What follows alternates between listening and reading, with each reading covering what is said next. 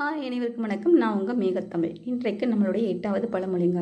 இந்த பழமொழியை பார்க்கறதுக்கு முன்னாடி நான் எப்பயுமே தினமும் சொல்கிறது தான். என்னுடைய பழமொழிகளை நிறைய புகைப்படங்கள் பதிவேற்றம் செஞ்சுருப்பேன். நீங்கள் பார்க்க முடியாத சில விஷயங்கள்லாம் இருக்கும். கண்ணக்கோல், கோரைப்புல், இது கிழங்காட்டு மஞ்சள், இது எல்லாமே நீங்கள் பார்த்துருக்க மாட்டீங்க. இதை உங்கள் குழந்தைகளுக்கு காமிங்க, குழந்தைகளும் தெரிஞ்சுக்கட்டும். இந்த பழமொழிகளை உங்களுக்கு தெரியாதவங்களுக்கு சொல்லுங்கள். பழமொழிகளை மீட்டெடுக்கணும்னு சொல்லிட்டு ஒரு முக்கிய குறிக்கோளோட நான் இந்த பழமொழிகளை தேர்ந்தெடுத்திருக்கேன். இதற்கு உங்களுடைய ஆதரவை எனக்கு ரொம்ப தேவை. என்னுடைய பழமொழிகளில் ஏதாவது பிழைகள் இருந்துச்சுன்னா நீங்கள் அதை சொல்லுங்கள், நான் சரி பண்ணிக்கிறேன். ஏன்னா நான் தமிழ் படித்த இல்லை, தமிழ் வழியில் படிச்சிருக்கேன். ஆனால் தமிழ் மேஜர் நான் எடுக்கலை. இருந்தாலுமே எனக்கு தமிழ் மீது உள்ள ஒரு பற்றினால நான் இதை தேர்ந்தெடுத்துட்டு இருக்கின்றேன். இதற்கு உங்களுடைய ஆதரவு எனக்கு ரொம்ப தேவை. இப்போ நம்ம பழமொழிக்குள்ளே போகலாம். இன்னைக்குள்ள பழமொழி என்னென்னா, நம்ம முதியவர்கள் பெரும்பாலும் இதை பயன்படுத்துகிற பழமொழி தான். நம்ம எங்கேயாவது போய்கிட்டு இருக்கோம் அப்படின்னு சொன்னோம்னா, பூனை ஏதாவது குறுக்க போச்சுன்னா எங்கள் சைடெல்லாம் என்ன செய்வாங்க, ஏரியாவில் என்ன செய்வாங்கன்னா சுற்றுவாங்க, 3 சுற்று சுற்றுவாங்க. யாராவது அந்த மாதிரி சுற்றிருக்கீங்களா எங்களுக்கு தெரியாது. அது ஒரு சிரிக்கக்கூடிய விஷயந்தான். அப்புறம் சொல்லுவாங்க, பூனை குறுக்க போனால் அந்த வழியில் போகக்கூடாது அப்படின்னு சொல்லுவாங்க. எனக்குமே இந்த விஷயங்கள் இத்தனை நாளாக தெரியாது.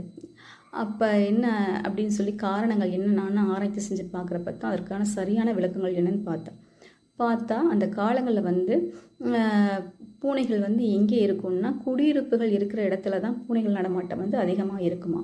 இப்போ மன்னர்கள் போருக்கு செல்கிறப்ப இந்த பூனைகளை குறுக்க பார்த்தாங்க அப்படின்னா என்ன சொல்லுவாங்கன்னா, இங்கே குடியிருப்புகள் இருக்குது, அங்கே உள்ள ஆண்கள் எல்லாரும் போர்க்களத்துக்கு சென்றிருப்பாங்க.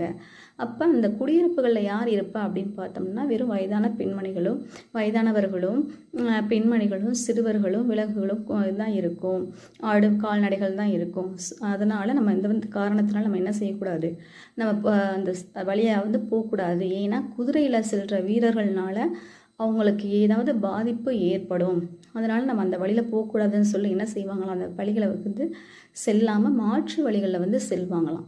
அதைத்தான் நம்ம தவறாக நினச்சி பூனை குறுக்க போனால் போகக்கூடாது அப்படின்னு சொல்லி நம்ம இப்போ வர அதை கைப்பிடிச்சிட்ருக்கோம். இந்த விஷயங்கள் தெரியாத நிறைய பேர் இருப்பாங்க. அவங்களுக்கு இந்த விளக்கங்களை நீங்கள் சரியாக கொடுங்க, பழமொழிகளை மீட்டெடுங்க. அப்புறம் நேற்று ஒரு கேள்வி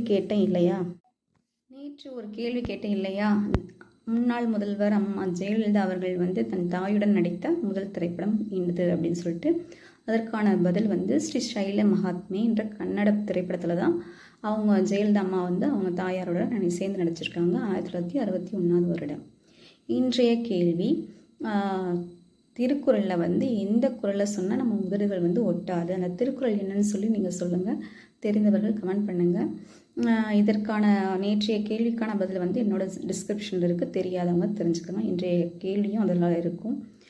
இதற்கான பதில் தெரிந்தவர்கள் கமெண்ட் பண்ணுங்கள். என்னுடைய சேனலை சப்ஸ்கிரைப் பண்ணுங்கள், தெரியாதவங்களுக்கு ஷேர் பண்ணுங்கள், லைக் பண்ணுங்கள். நல்ல தமிழை வளர்ப்போம், நல்ல மாணவர்களை உருவாக்குவோம். நன்றி, வணக்கம்.